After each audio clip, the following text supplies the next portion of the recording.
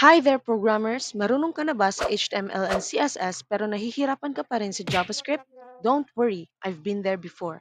This is UFIDev and today ituturo ko sa inyo ang basics ng JavaScript language. Itong quiz app na gawa ko ang gagamitin nating example para sa series na ito. I-demo ko ngayon ang quiz app na gagamitin natin. Meron tayo ditong page na i-enter ang name. Meron tayong quiz settings. And then meron tayong set of questions. After mo submit, dito naman makita yung name ng user, ilang score niya, ano yung settings niya, and ano yung reward niya. Before anything else, to become an expert in something, we should need to learn the basics of it. So in this series, I will teach you the basics and important things you need to know about JavaScript and the best practices in coding this language, in my opinion. The goal of this video is to teach you how to print or show hello world using JavaScript. So if you already know the basics of JavaScript, this video might not be for you, since this video is the first video of this series. And as we go along, we will be able to learn how to build a complex website using JavaScript frameworks, which might help you in building your portfolio. So let's start. Meron tayo ditong HTML file and CSS file. So here, makita natin styles.css and index.html. Meron din tayong script.js. So mamaya, discuss natin to. So first is, discuss ko muna ang loob ng HTML file. So meron tayong head, and meron tayong body. Yan. Sa loob ng body, meron tayong header. Ito siya.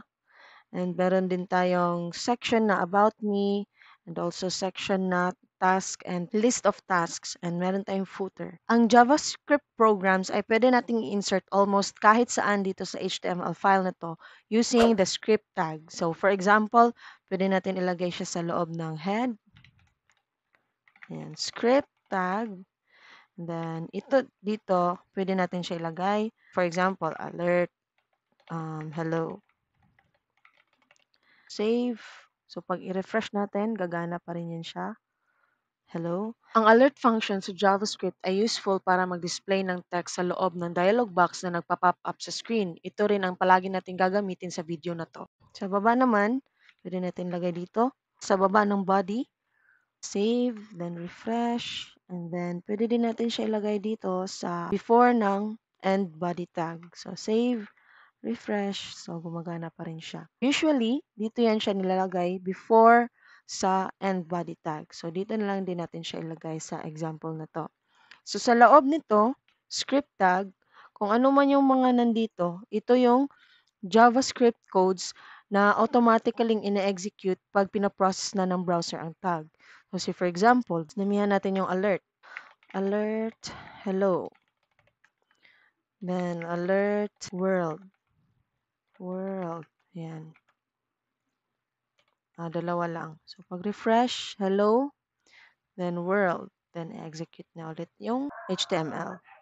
Pero pag marami na tayong JavaScript code sa loob ng script tag, pwede naman natin siyang gawin sa ibang file. Example, ilagay natin tong mga codes na to sa script.js. Kunin natin to, then ilagay natin siya dito. And save.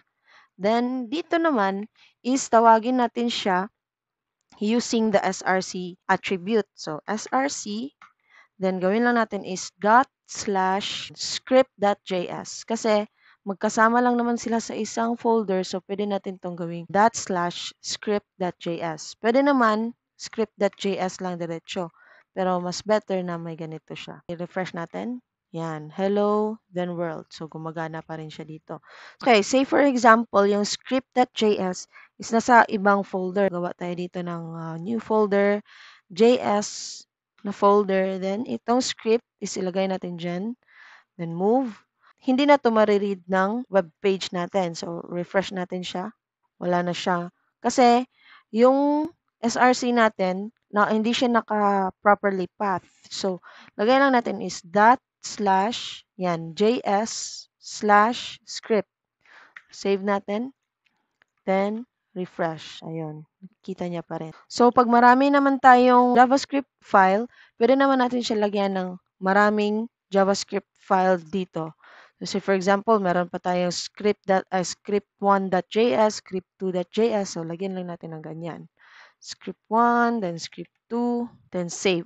So, summary lang, pwede natin gamitin ang script tag para mag-add ng JavaScript code sa isang page and pwede din tayong gagamit ng external JavaScript file at insert ang HTML file. Pwede dito, tanggalin lang itong SRC and pwede naman dito. Alright? Now let's study the building blocks of codes. So the coding structure of JavaScript. So first is yung statements. Ito yung each line ng code na may ipinoperform na task or action. So say for example, yung ginawa natin kanina, alert hello. Ito ay isang statement na sinasabi na i-message mo or ilabas mo ang message na nasa loob nito. Hello. Yan. Ayan. Yan yung isa sa example ng statement. Pwede rin tayong gagawa ng another statement. So, say for example, console.log hello. And then, i-delete natin yan siya. Then, save. So, kung i-refresh natin to, walang mangyayari sa web page. Kasi, andito yan siya sa inspect and nandito yan siya sa console. As you can see, sa console, meron siyang nakalagay na hello. Kasi, dito sa ginawa nating statement is, nilagyan natin ng console.log hello. Ang purpose nito is to print kung anong nasa parenthesis and ilalagay niya dito sa console ng browser. Pwede naman natin dagdagan ng marami pang statements as we want, pero dapat nakaseparate with a semicolon. Pwede naman na hindi, pero mas mabuti kung meron pa rin kasi depende din yan sa pagka-code or pagka-structure ng code mo. So, here is an example. Alert, hello, and then alert, world. So, pwede naman siya nakaganyan, isang straight line lang, pero naka-semicolon yung ito, meaning dito lang munang i-execute before ito. Save natin, refresh, hello, and then world. Pero, mas maganda pa rin na i-enter natin yan siya. Every statement kasi, mas mabuti kung isa-separate natin siya per line para mas readable siya. So, kada statement is palaging may enter and may semicolon. Yun lang muna for this video. I hope this helps. Next topic natin are variables, data types, and its uses. Also, discuss ko sa next video paano natin i-relate siya sa gagawin nating quiz app along this journey.